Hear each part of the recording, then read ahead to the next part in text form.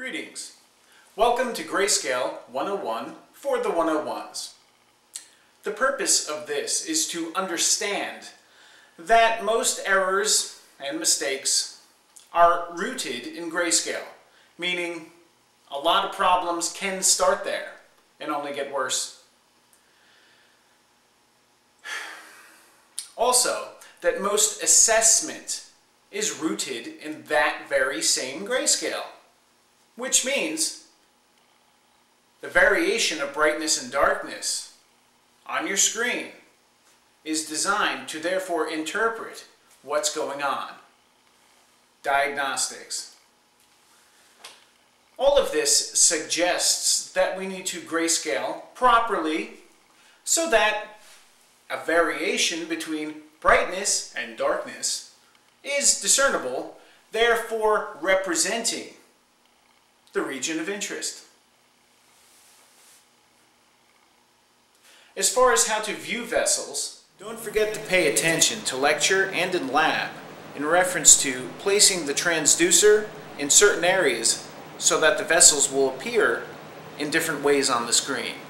There is a difference between scanning anteriorly and scanning laterally. Big difference. Turn on your machine. Set your appropriate application, and then align your TGCs vertically. This will allow you to move to the left or move to the right when necessary. Let's first understand that the top two TGCs represent the near field. That would be the area of the patient's anatomy closest to the transducer. Let us now understand that the bottom two TGCs represent the far field, which would be the area of the patient's anatomy furthest from the transducer.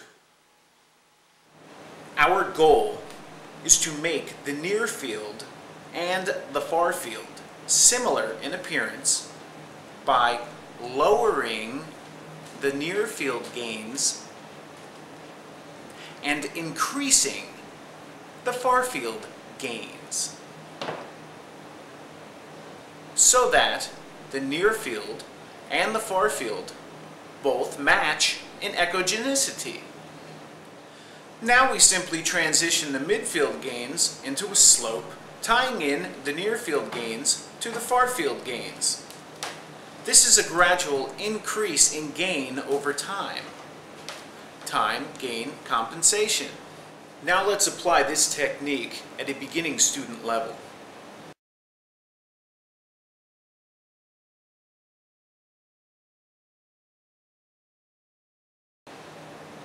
Target the mid-CCA with a transverse axis.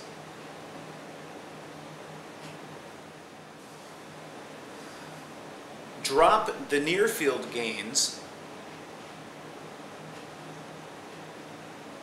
Increase the far field gains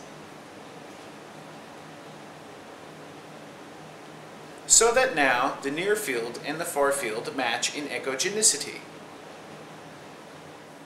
Now simply transition the midfield into a slope, tying the near field gains into the far field gains, so that the overall impression of the grayscale appears even grayscale. Now don't forget to listen in lecture as to why it is normal to find variations in grayscale, certain areas of darkness and certain areas of brightness throughout the entire image. An even grayscale will allow you to discern what's supposed to be bright and what's supposed to be dark. Then you can apply instrumentation and assessment techniques later on in the module.